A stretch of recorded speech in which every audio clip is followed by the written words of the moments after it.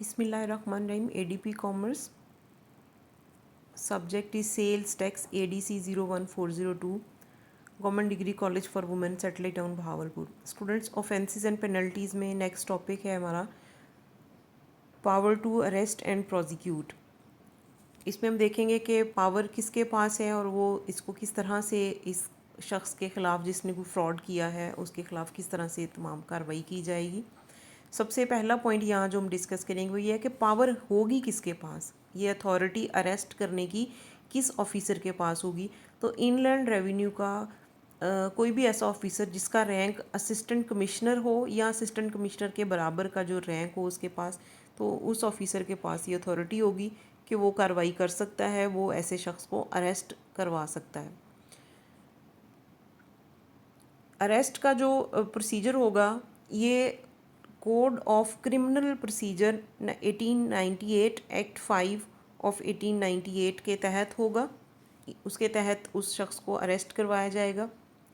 फिर next point है कि अगर जिसको अरेस्ट करवाया गया, जिस शख्स को जिसने टैक्स फ्रॉड किया है, जो ऑफिसर है जिसके पास ये अथॉरिटी है उसको अरेस्ट करने की, वो ये देखेगा कि अगर ऐसे शख्स ने अपना जो टैक्स फ्रॉड जिसमें किया हुआ था वो अमाउंट टैक्स की और उसके ऊपर जो सरचार्ज बनता था वो उसने तमाम का तमाम पे कर दिया है, तो फिर वो ऑफिसर उसके ख़िलाफ़ कोई भी रिपोर्ट तैयार करके पेश नहीं करेगा. नेक्स्ट पॉइंट है कि अगर जिसके ख़िलाफ़ फ्रॉड का केस है वो एक शख्स नहीं, एक इंडिविजुअल नहीं है बल्कि एक कंपनी है,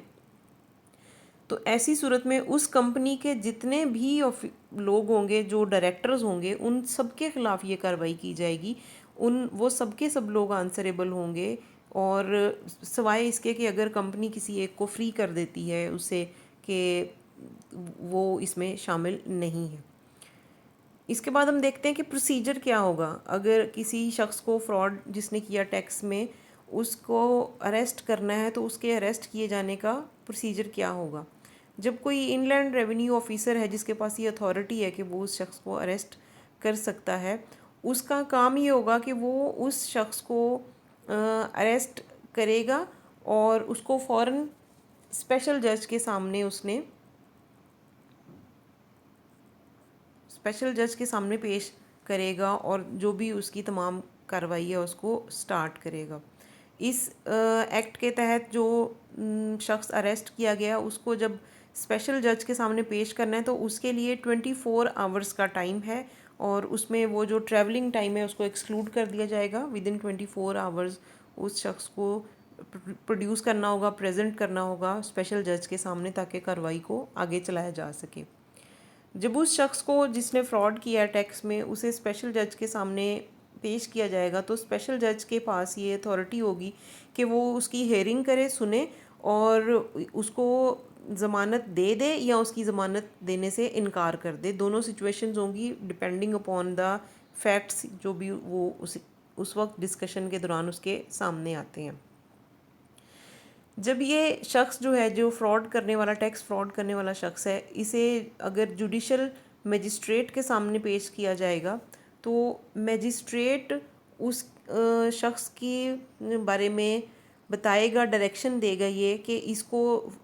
तमाम जो हेयरिंग्स हैं उसके बेस के ऊपर वो ये बताएगा कि इस फ़लाँ टाइम पे, फ़लाँ डेट पे, फ़लाँ जगह पर इसको स्पेशल जज के सामने इस शख्स को पेश किया जाए ताकि मज़ीद कार्रवाई हो सके. स्पेशल जज या जुडिशल मजिस्ट्रेट उस शख्स का रिमांड दे सकता है कि इसके ख़िलाफ़ इंक्वायरी की जाए डिटेल के साथ और इन राइटिंग तमाम जो भी चीज़ें होंगी उनको रिकॉर्ड में रखा जाए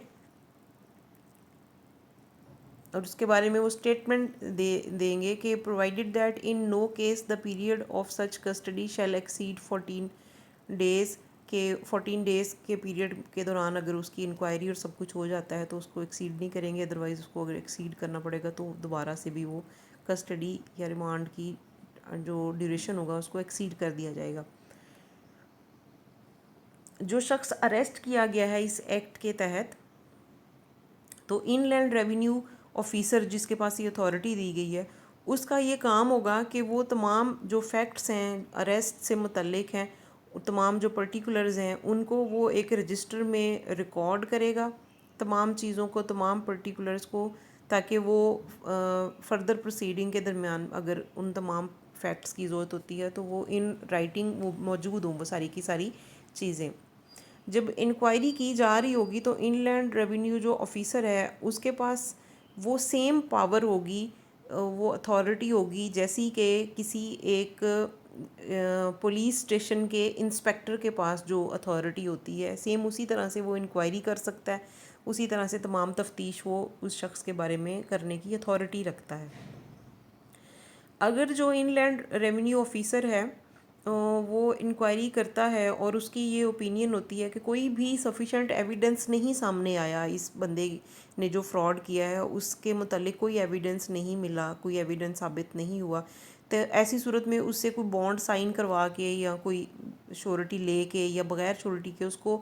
ریلیو کر دیا جائے گا. لیکن اسے یہ پابند کیا جائے گا کہ جب بھی فیوچر میں ضرورت ہوگی اس کیس سے متعلق اس شخص کو، وہ شخص پابند ہوگا کہ وہ جب بھی بلایا جائے گا، جب بھی ضرورت ہوگی تو وہ شخص پابند ہوگا کہ وہ آئے گا اور پیش ہوگا. اسپیشل جج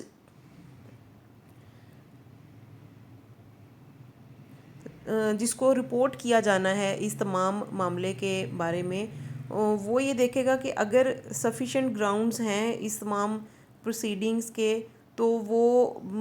اس کو کنٹینیو کرے گا. ڈپینڈ کرتا ہے کہ وہ ایگری کرتا ہے ان لینڈ ریونیو آفیسر سے تو وہ اس کو ڈسچارج کر دے گا. اگر وہ ایگری نہیں کرتا، اس کو لگتا ہے کہ سفیشینٹ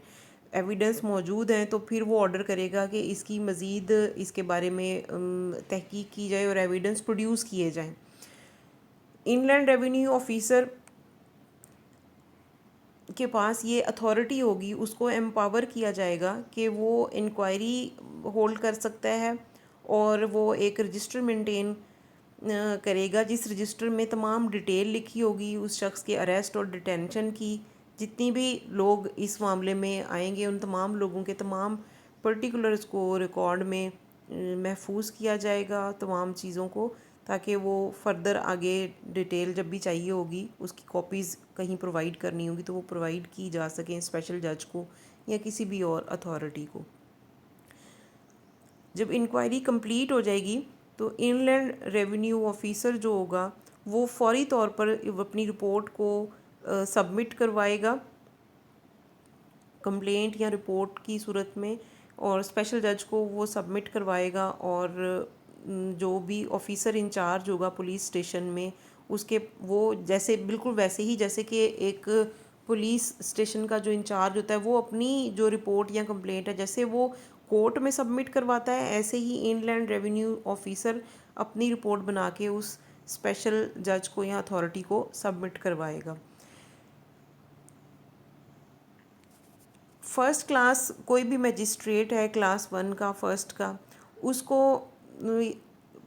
اس کا یہ کام ہوگا کہ وہ اس شخص کی اسٹیٹمنٹ یا جو اس نے کنفیشن کیا ہے اس کو ریکارڈ کرے گا اور اس کو ایز اے پروف اپنے پاس رکھے گا. اور لاسٹ پوائنٹ جو یہاں پر ہے پروسیجر میں وہ یہ ہے کہ وداؤٹ پریجڈس جو بھی پروویژنز ہوں گی، اس سے ریلیٹڈ جو بھی معلومات ہوں گی، بورڈ جو ہے وہ فیڈرل منسٹر جو انچارج ہوگا اس میٹر کا، اس کے اپروول کے ساتھ نوٹیفیکیشن میں گزٹ میں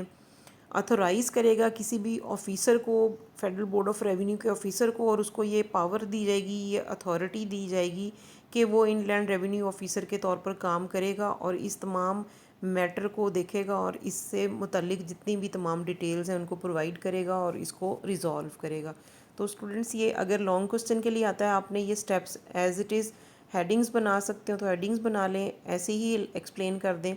کہ پوائنٹس کو سٹیپ بائی سٹیپ کر دیں کہ پاور ٹو اریسٹ پرسن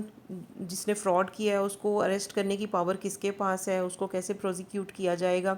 یہ تمام پوائنٹس لکھتے ہیں. پھر آگے پروسیجر اگر الگ سے شارٹ کوسچن آ جاتا ہے کہ کیا پروسیجر ہے تو بریفلی آپ اس کو لکھ دیں گے. ایم سی کیوز کے حوالے سے بھی یہ امپورٹنٹ ہے یہ ٹاپک، تو اس کو آپ پریپیئر کر لیں گے. Thank you.